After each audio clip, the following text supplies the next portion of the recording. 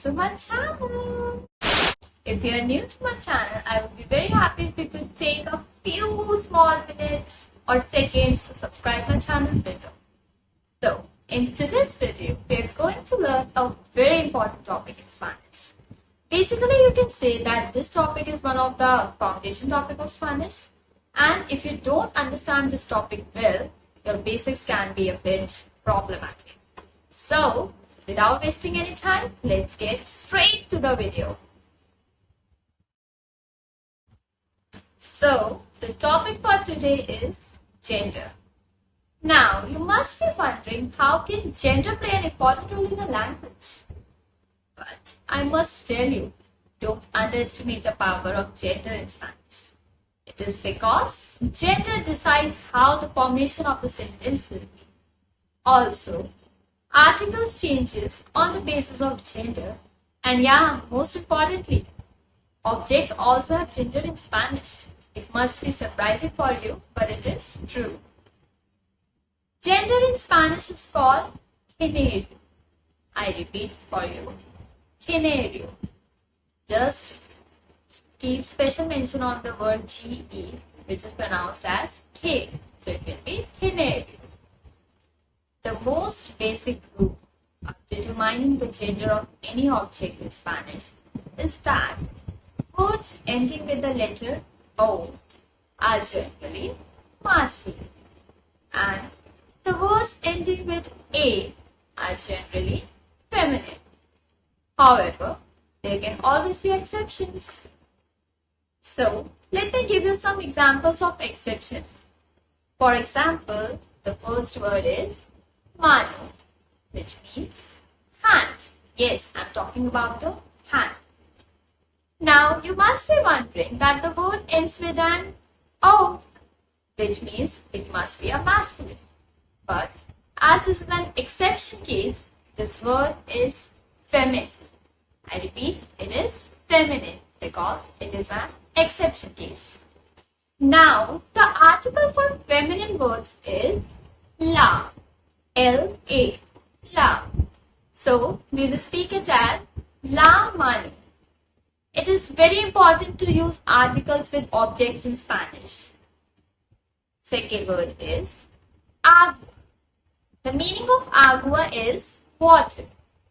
Now this word ends with the letter A, but this is not a feminine word. It is a masculine word. Let's take one last example for the exception cases, which is problema. Just break it down and speak it with me. Problema. Problema. As the word suggests itself, it is the meaning of this word is problem, and it is a masculine word. You will be surprised to know that in Spanish, even adjectives and nouns also have gender. Now, let's learn some more rules for gender. I would like to repeat the first one again, which is words ending with O and the letter A. So, the first one, the words that ends with the letter O are always masculine. Means most of the cases are masculine. For example, el Pedro. Pedro means a dog. One more example I would like to give you is el dinero. Now, dinero also ends with O, and dinero means money. Some exceptions for this case is el mapa, which means a map, and the one which I talked about earlier also is el agua. Now comes the feminine part. Feminine in Spanish is femini, femenino, and masculine in Spanish is masculine. Okay, so the words that ends with A are always feminine. For example, la mesa. Mesa is table, or la cama. Cama is a bed. Some exceptions for this is la mano. Mano is hand, or la moto. Moto is basically motorcycle. Or you can say the words with ends with O but still I'm feminine. Some more examples can be la photo, which is photograph basically, but the short form will be la photo. Now, the second rule will be words ending with or or on. Words ending with the suffix or and on. There is a tilde on the on part, so it will be on. For example, el amor, which means love. It is a masculine word. And el dólar. Dólar means pay. More examples which I can give you are el avión. Avión means an airplane, or el camión, which means a truck. So, the words which have these suffix will always be masculine. But as I told you, there are always exceptions. So, the exception for this rule is la flor. Now, la flor is basically tar or la labor, which is a task. Now, both of them ends with or, but they are feminine. So, these are some exceptions for words ending with or. Now, let me tell you a rule for the feminine part. So, words ending with the suffix CION or SION or ZON, they will always be feminine.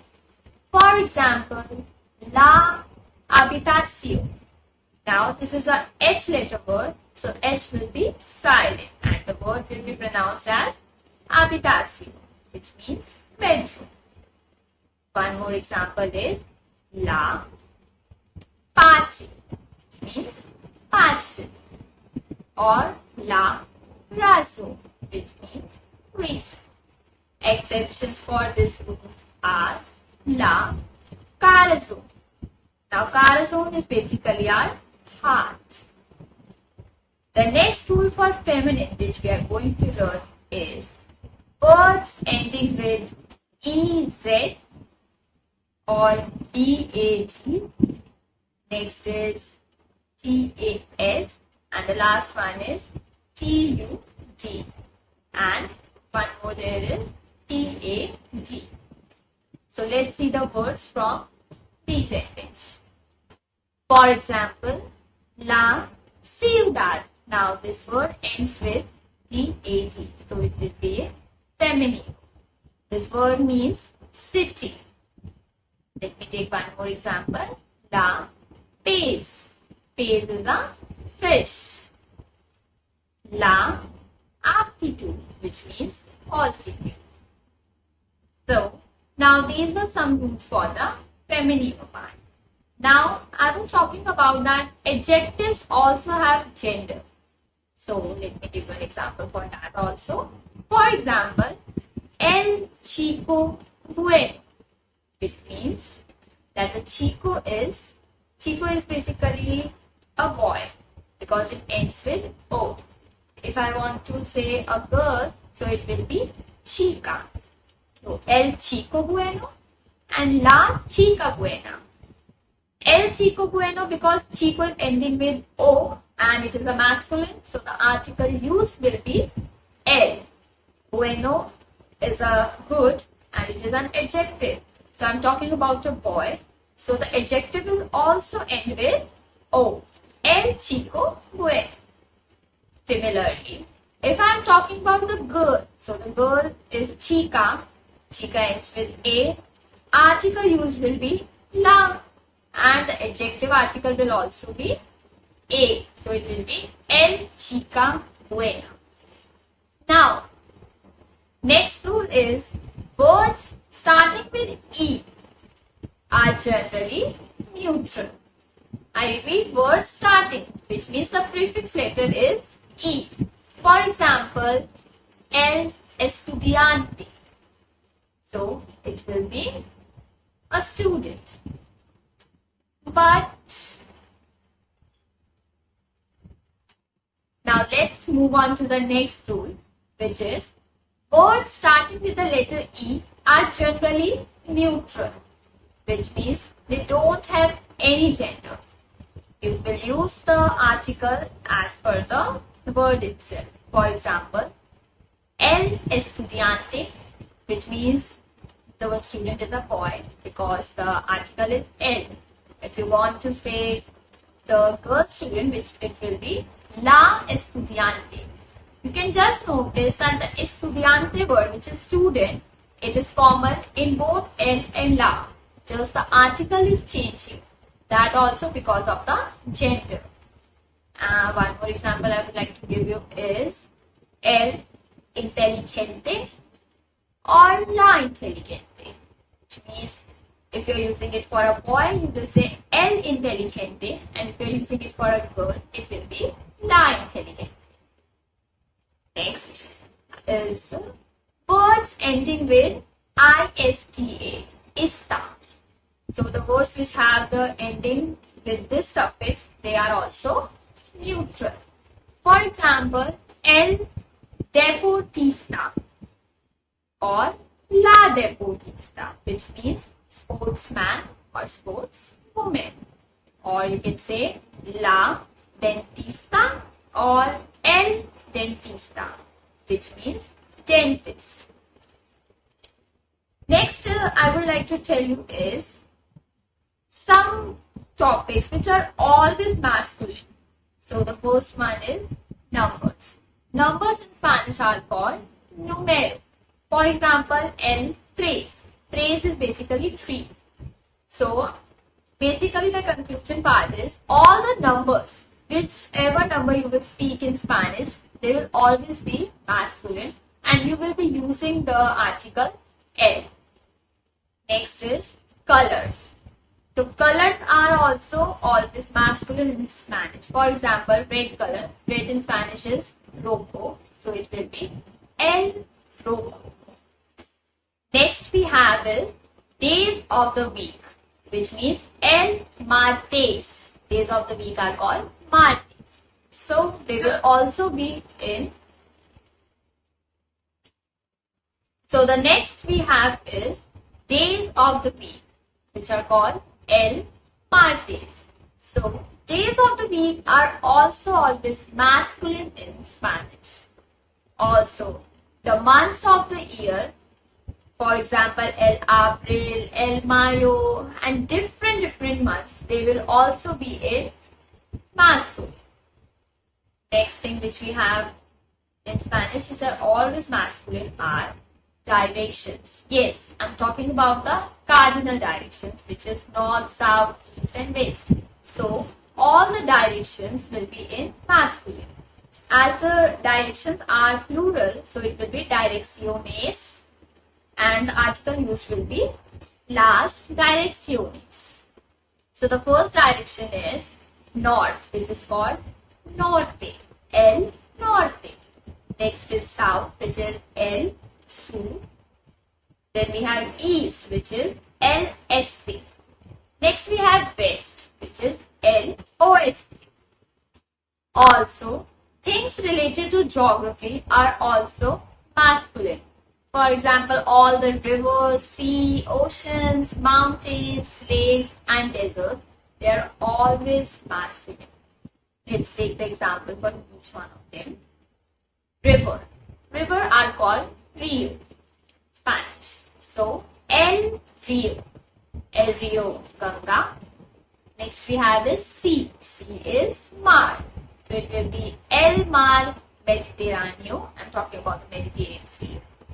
Next we have ocean. Ocean will be el Océano Indiano. Next is mountain. Mountain will be el Monte. El Monte Everest. Then we have the next rule, and this is basically the final rule, which is for the feminine. So letters are always feminine. For example, all the letters which we learned in our first video, that is A, B, C, all these letras, so los letras del alfabeto are always in feminine. So, these were the rules for gender formation in Spanish, and you really need to learn them by heart and retain them in your mind. Otherwise, you can't be a good Spanish speaker. But I am sure you will learn them because all of you are inteligente, which means intelligent. And also these rules are very simple and you can learn 2 to 3 rules daily and then use them.